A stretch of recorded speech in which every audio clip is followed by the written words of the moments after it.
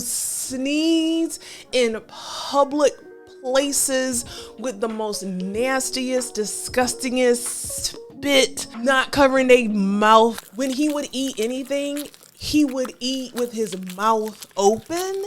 So you could hear every morsel of food and spit. When they eat food, they do that same thing. What's coming?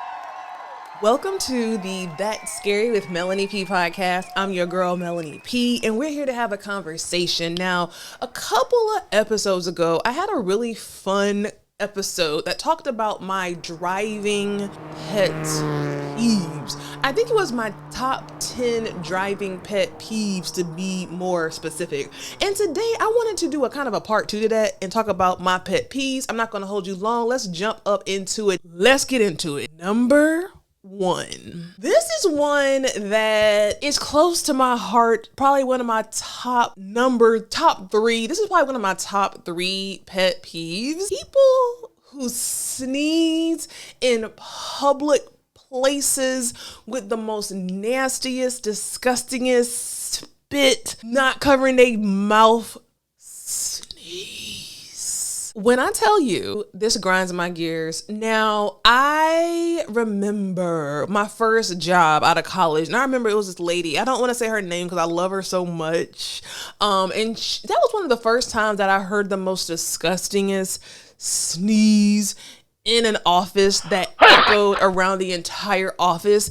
And it's one of those sneezes where you can hear all the drip drops of mucus. It's almost like it's one of them sneezes that you carry for 9 months in your nostrils and you birth it in front of everybody, and we all get the unfavorable pleasure of hearing you sneeze.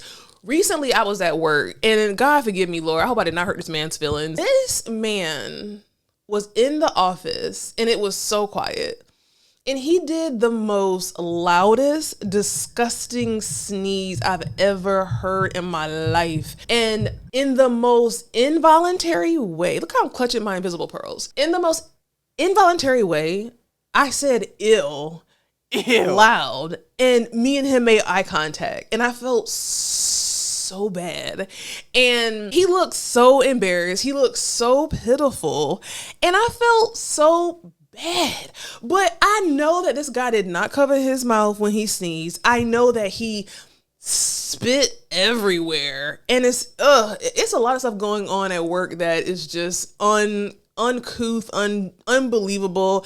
I will get into it soon. You know what? I don't want to go on no tangent, but corporate America, please subscribe to my channel. Okay, please subscribe to my channel. So number 1, people doing a gross, disgusting, wet, sloppy, spitty, not covering you in your mouth sneeze. And it's not even just the not covering in your mouth. It is a sneeze where you make a loud noise. Like, I'm not going to say who this is. I hate that people watch my channel but I know somebody in my family. When they sneeze, it is a production. A head back, head tilt, licking your lips like that. Awful after sneeze sound. It is disgusting. If you are a person, I think we all have done it, but there's certain people who do that shit all the time. And I think they're truly oblivious to the fact that they're doing a disgusting, wet, sloppy, slob on your knob sneeze, and we don't want to hear it. Okay. Number 2. Now this one is one that I don't know if you guys will agree with this, but this has been a pet peeve of mine literally since I was in high school. I cannot stand people who walk slow in front of you. Listen, don't hate me. I know that sounds so evil, but it is nothing worse than being in a grocery store, being in a place, even, and this is very random, but like being in a flea market. I don't know if where you are, you have flea markets. And sometimes people will like get in front of you and just walk slow. On the sidewalk, walking slow. In the mall, walking slow. It kind of gives you in a fast lane and you going slow. I cannot stand that. Now I know because I'm taller, that might be my own personal thing, you know what I'm saying? But why are you walking slow in front of somebody? It's just like, it is the most annoying thing ever. An example that comes to my mind is like the airport. right? Sometimes this is what I don't understand. I will never understand this, and I know that this is probably a character flaw in myself, and I'm actually in a space in my life where I am trying to slow down. I'm trying to slow down, move slow, because I'm a fast mover, fast talker, fast. And so I feel like it goes to your nervous system. It's a whole scientific thing. So I'm really trying my best to kind of slow down in my movements and in how I walk, etc., etc. But if you're in an airport, for example, and you see somebody is walking fast, they're walking fast for a reason.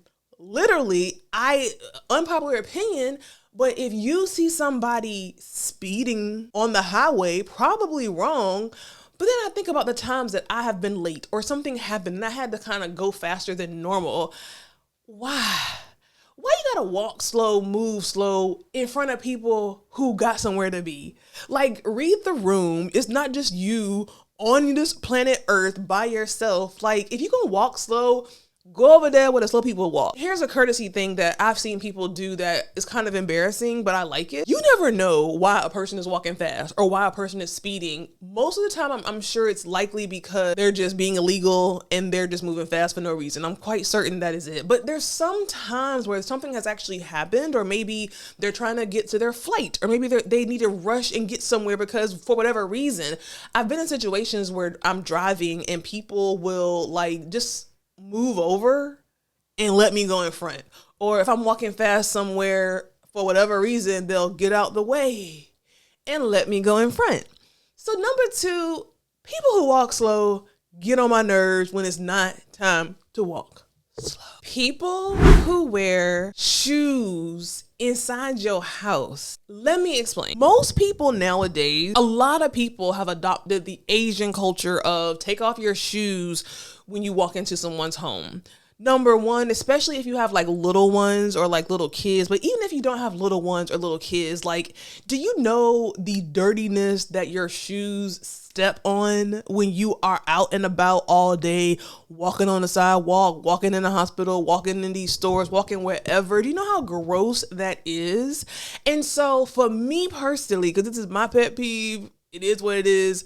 I have two signs. I have a sign in my window, and then I have a sign when you walk in that says, please remove your shoes. Stay a while. Please remove your shoes. Stay a while, but please remove your shoes. And it's just like, it's crazy to me how people will just come in your house and keep their shoes on. Like, I have been to people's homes and I'm like, oh snap, I have my shoes on. Or even like my daughter or my partner, like if we go to somebody's house, I'm like, okay, well, take your shoes off. And sometimes I can forget, but I would not be offended if somebody said, take your shoes off. And people really be offended. This is no shade. I hope my mama don't watch this. But like, my mama always say because she's so old, she has the right to wear her shoes in people's homes. Now, Mom, I love you, but you don't. Like, you truly, truly don't. Like, you can't play the I'm almost 80-year-old card to track dirt in to somebody's house. Funny story. This weekend I went to one of my friends' house. They had a little kickback, and I am the kind of person who always keeps a pedicure. I have always kept a pedicure, summer, winter, whatever the season, I keep a pedicure. A family member of mine recently had a pedicure, older lady, and she got her foot messed up and it got infected from the pedicure. So it's made me be very, very weary and nervous about going to get my typical pedicure. I go to my friend's house, and I hope you're not listening to this and don't talk about it on your show, because whatever. Went to their house, and before, you know how like you be having like premonition, I guess? Right when I was leaving my house, something said, put on some socks because you might have to take off your shoes and your pedicure is out, is done, it's gone, it's no longer there. And I went to these people's house, and as soon as I walked in, the lady said, oh, take off your shoes. And my heart dropped. My heart dropped. But I would have never said, oh, no, I'm not doing that. I would have never not gone by the house people's rules. Like, that's just respect.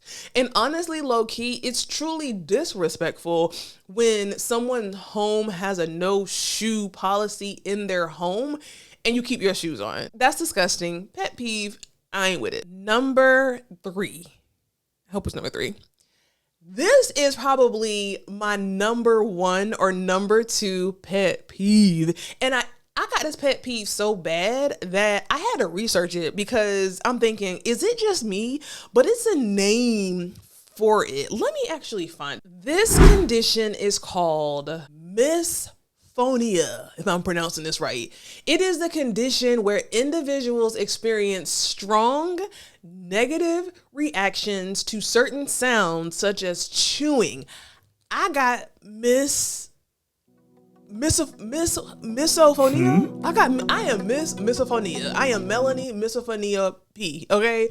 I have misophonia. One of the worst things I could ever hear someone do is chew. Okay. Like one of the worst things I could ever hear somebody do is chew. And here's the thing. I don't know if it's everybody because like some people really don't make sounds when they chew. But a lot of people, and I'm thinking of the people in my head, and it just makes me want to vomit just even thinking about these sounds. I hate to keep bringing up my ex-fiance child, but that nigga, if he ate, he moaned, he groaned, he smacked. It's almost like when he would eat anything, he would eat with his mouth open. So you could hear every morsel of food and spit go in and out around his tongue, in his teeth. It is the most disgusting sound ever. One of my good friends, her daughter, shout out to Zoe, she has this as well. She has misophonia. She will cry. It has been times, and I ain't trying to call nobody out. Like, I really don't want to call nobody out, but there is a face in there is my ex, and there is another woman in my life that when I hear her eat, when I hear her chew, there has been times where I have cried. It has been times where I have heard a certain individual eat her food and I have broke down and started crying, like tearing up. I'm not gonna say I was crying like boohoo crying, but just the sound of someone chewing. Oh my God. Let me give you an example. This person I'm thinking about, and I almost think, are you doing this shit on purpose? Like, is this really how you chew and how you eat? Like, it's given like, are you doing this on purpose because you know that I don't like it? This person, when they eat food, they do that same thing. They do that. And then it's like they do that while they're chewing. And then they make noise. And then when they swallow, which is number 5, I hope we're on number 5 or 4, a person who swallow loud. Am I the only one? Do I need therapy? Because I'm already in therapy. But a person who swallows. Now, I was telling my friend this, and she was like, girl, it's something wrong with you. Like, who listens to somebody swallow? There are certain people who, when they drink liquids, you hear it. I don't know what a naked throat looks like on the human body. I can only assume what it looks like under a microscope. But there's certain people that when they chew, it's like the water or the liquid is going over bumps in their throat. And it's like, but it's slow motion. It's disgusting. It is disgusting. Mouth sounds in general is something that I just can't, I'll cry. Misophonia. I am misophonia. I'll cry. I have literally cried. Like, I will literally cry if I hear somebody chewing, smacking, swallowing. Now let's go over to the workplace, shall we? Okay. This is number 5 or 6. I don't know. I lost count. And this is something that is probably one of my number 1 or 2s in work, whether you're in the office or remote. I think it probably tends to happen to people who are remote because they use Teams much more. When somebody has a question and they send me a Teams chat, and instead of just sending me a Teams chat with, hey, question mark, they send me a first message that says, hey. You know what I'm saying? Like, it's just, hey, hey. Nothing else. And I'm just like, okay, you're not saying hey to me just to say hey to me. What the fuck do you want? Like, that's like, I cannot stand that. And then you say, hey, what's up? Then they say, blah, blah, blah, blah, blah, blah. Now, again, it could be just me being a bitch. I don't know. But you're wasting my time. I'm already busy. I already probably don't want to be here. I'm busy. I'm slammed. And I got to hear that bing ting sound just to look at you telling me, hey, ask me your question. We work together. I know that you work in my department or you work in another department. I've talked to you before. Why are you saying hey to me? We not on the street. We not face to face. Ask me the damn question. Let me answer it and get the fuck out my face. Respectfully. Number 6. Now this is another one that's dealing with teams. I know I've talked often about this one person I want to fight in a ring, a boxing ring. You know who you are. Becker. Have y'all ever experienced that? Is there somebody here? Okay, let's back up. Number 5 or 6. Teams thugs. Team thugs. They call them like Twitter fingers, Twitter thugs. They got team thugs in corporate America. Like, you're so big and bad behind that Teams camera. You so big and bad behind that keyboard, and you miles and miles away. You got all the smoke. You will call me, and this is, I guess, specifically to like maybe towards a manager or someone of authority. Got so much smoke. It was a lady that I worked with, little runt. Like, she would be the runt in the litter, okay? She would be the runt in the litter. She is the woman that I want to fight and beat her ass in this ring. When I first got this job, this lady would be like rude to me, you know what I'm saying? And very condescending, very sarcastic. And I'm thinking, this is strange. Am I tripping? Is it me? You know, because everybody like me, like I do very well at work. And I'm thinking, this lady is trying to be an asshole behind this team's thing. She's trying to really like punk me behind this team's camera and keyboard. After being there for a while, we had a conference where we all came together. And this lady walked up to me, first hugged me, like, are you fucking kidding me? And she is probably the length of the bottom of my leg. Like, she's probably the length of my calf. And I'm thinking, you bitch, you sitting here with all this smoke. But then as soon as you see me face to face, you giving me hugs and you want to talk and what, buy me a drink and let's talk and let's chat. But as soon as you get back to work, when this trip is over, you back to being a Teams thug. Please say it with your chest. I do not like Teams thugs, like team thugs, managers and leadership who abuse the fact that they're remote to give you smoke and be nasty and rude to you. You will get yours. You know who you are. Number 6. One of the worst things I ever heard when I first became a project manager, this lady, Mary Ellen, which I really, really love her. I learned a lot from you, Mary Ellen, but she would say a phrase that used to grind my mother effing gears. And that phrase was all hands on deck and boots on the ground.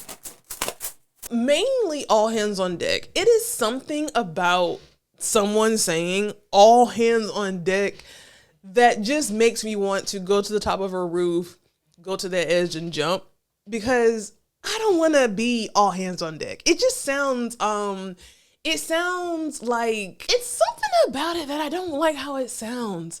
I truly do not like how that phrase sounds when somebody says all hands on deck. Because honestly, it could be a situation where maybe I'm having to pitch in on somebody else's job or do something that I don't typically do, which I don't mind. I'm a team player. But it's something about that particular phrase when a manager or a leader says, we need all hands on deck or all boots on the ground. If we're not doing a line dance, I don't want to hear nothing about nobody boots on the ground. And if we're not playing spades, I don't want to hear nothing about all hands on deck, boo. Okay? Keep that to yourself. Number 7 or 8. This is one that if you are married or have been married or have lived with your significant other, this should hit home. I never experienced this with my first husband, which makes me sound like I don't know. And I would talk about it and all my friends would say their husbands do the same thing. When somebody puts a empty dish or container in the refrigerator. Let me paint a picture for you. I go in the kitchen, I go in the refrigerator, open it up, and there is a container with maybe this much drink left. Or they're eggs with all cracked eggshells, but they're still, but they leave the cracked eggshells in the carton. So it appears that you might think that, hey, I got eggs. 'Cause I see a whole carton of eggs in the refrigerator. You open it and somebody just leaves cracked shells. They, instead of putting them in the trash, they put them back in the carton. Empty drink containers, empty food things. Like, I had never experienced that in my life. I will cook a good old meal. Let's say I cook a pot of macaroni and cheese. This shit's gone. It's probably the residue, like it's not even enough in the dish for someone to actually have a full meal. Why would you leave that in the sink? Like, why would you leave that in the refrigerator for someone to have to come behind you as if you're a child and take the empty dish with not even enough food in it to feed an infant baby, take it out. Now I gotta put it in the freaking sink. I gotta soak it with hot water and Dawn dish detergent. And now you created a task for me that honestly don't make no sense. Like, that's the dumbest thing I've ever seen in my life. I have seen my ex put a empty pizza box in the refrigerator. Ain't no pizza in it. It's just empty. Okay, it's just empty. I have seen in the past my ex-partner, which makes me sound gay, put like empty to-go boxes in the refrigerator. Why? If you know you've drank all the orange juice and it's not even enough to even pour in a glass, it's just a dribble, why would you put that back in the refrigerator? Make it make sense. Now, number 7 or 8 or 9, I don't know. This one it makes me look bad too. I cannot stand like small talk and people saying good morning to me at work. I don't like when we're on a Teams call or if I'm even in the office and now I gotta come in and everybody who walk in, good morning, good morning, good morning. I typically would come in the office with my earphones on, right? So now I gotta take my earphones off with my affirmations to not murder you people. I gotta take them off prematurely because you wanna say good morning to me and you wanna hold a conversation. And so now you have started my day off. I'm irritated now because now I gotta say good morning to every person that walk in. We have a Teams meeting. We've all been there. There's a Teams meeting. Somebody's late. How was your weekend? What did you do? Like, cancel this damn meeting. They're not gonna show up. Leave me alone. And that leads me to my last pet peeve of this episode. I will never understand people in corporate America in leadership positions that don't just let you log off or go home early on a Friday. I will never understand the psychology of someone in a leadership position that I guess is so far removed from not being in a leadership position that they see it's Friday, they see you not working, or they know that work is probably light or shit. Start your weekend early. Why is it such a big deal for you to tell me to log off early or to go home early? And then it could be a situation where you get to go home. Like, it's almost degrading. Like, it's almost degrading when like a leader who knows that it's Friday, it's 4:30, it's 4 o'clock. We don't want to be here. Here's the thing. The weekend literally consists of 48 hours. You only get 2 days. You only get 2 days. You only get 2 days to do everything. You get 2 days to rest. You get 2 days to do all your errands. You couldn't do it in the week. You get 2 days to be with your kids. You get two days to hide from your kids. You get 2 days. You only get 48 hours before you have to go back to work for a whole 40 hours. Why would you not tell people to log off early on Friday? And it makes me think, like, were you not once an employee to somebody? I just don't get it. To me, it almost kind of goes along the lines of people who get rich and like blow their money. Like, I just don't get it. Like, were you never like poor? Did you never not see all the people in like the music game or Hollywood who died broke? Why would you do the same thing? Like why would you not use your brain and follow the same pattern? So it's like, you know people want to go home. And then to almost in a degrading manner come out there like we're at daycare, okay, and be like, you guys get to go home. You get to go home. You get to go home, little boo-boo. You get to go home. Like, it's kind of degrading. Let us go. Let my people go. Like, where's your heart? Where's your soul? Listen, y'all, let me know what you think of my pet peeves. As I'm thinking and saying and talking about my pet peeves, some of them sound pretty evil on my part. I don't know. Let me know if you agree, if you don't agree, and I'll see you in the next episode.